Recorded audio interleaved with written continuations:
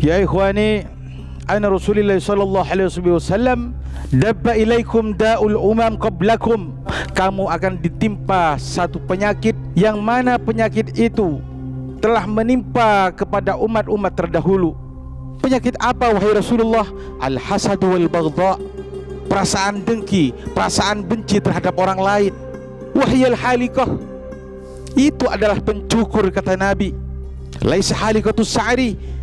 Itu bukan pencukur kepada rambut, walakin halikutuddin. Tapi perasaan hasad, perasaan dengki itu adalah pencukur kepada agama, wal'iyadzubillah. Yakni amal-amal kita, pahala-pahala kita akan tergerus olehnya. Faham tom? Kita lihat di zaman kita sekarang, orang-orang pada bersaing lewat SMS-nya, lewat IG-nya, lewat Twitter-nya, lewat WA-nya ataupun Facebook. Ya Allah, tentang keburukan si fulan dikirim dengan gambarnya sekali, tentang kejelekan si fulan dikirim dengan videonya kepada orang lain.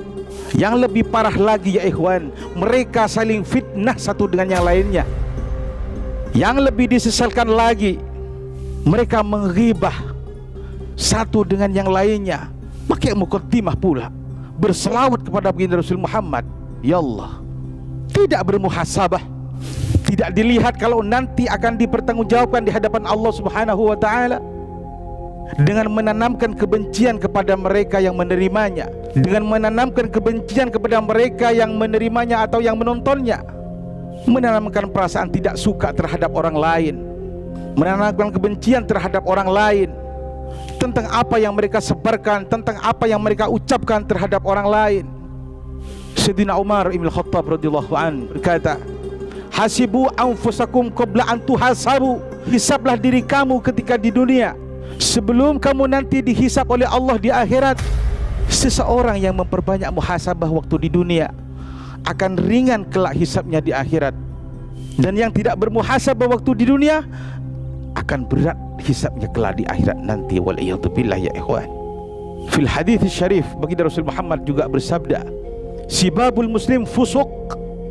Mencaci maki sesama Islam itu kelakuannya orang yang fasik. Wa qitaluhu kufrun.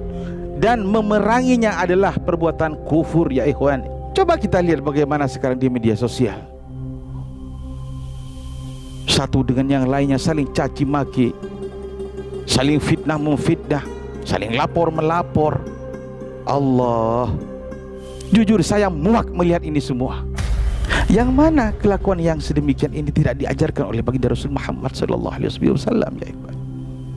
Lewat perjumpaan ini saya minta kepada kaum muslimin semuanya, jangan sekali-kali Anda terlibat di dalamnya dengan komen-komen yang tidak beradab, apalagi sampai keluar hinaan, cacian, makian pada siapapun ya ikhwan.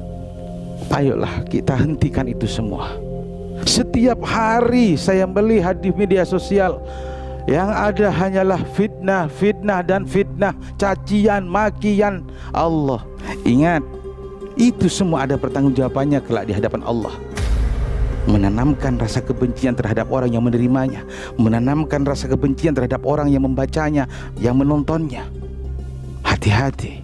Oleh sebab itu, lewat perjumpaan ini, moga-moga Allah membersihkan hati kita untuk tidak ada rasa benci terhadap orang lain, untuk tidak ada dalam hati kita rasa dengki terhadap orang lain, untuk tidak ada dalam hati kita untuk buruk sangka terhadap orang lain.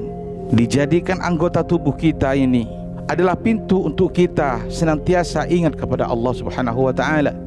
Menjadikan mata ini meneteskan air mata karena takwa kepada Allah.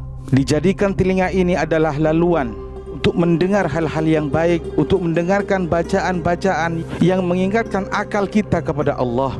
Dijadikan lisan ini selalu basah karena hanya berzikir kepada Allah dan berselawat kepada Sayyidil Wujud baginda Rasul Muhammad sallallahu alaihi wasallam. Yang kesemuanya ini menjadikan penawar kepada hati kita untuk tidak melakukan sesuatu yang tidak diridhoi oleh Allah Subhanahu wa taala. Yang kesemuanya ini menjadikan penawar kepada hati kita untuk tidak punya prasangka buruk terhadap keluarga kita, terhadap orang lain, terhadap saudara kita, terlebih kepada orang tua kita. Demikian yang kita harapkan kepada Allah Subhanahu wa taala, sehingga tiba suatu hari nanti kita berjumpa dengan Allah dalam keadaan hati kita selamat, dalam keadaan hati kita bersih, insya-Allah. Yauma la yanfa'u malun wala banun illa man atallaha biqalbin salim. Saya Abdullah. Assalamualaikum warahmatullahi wabarakatuh.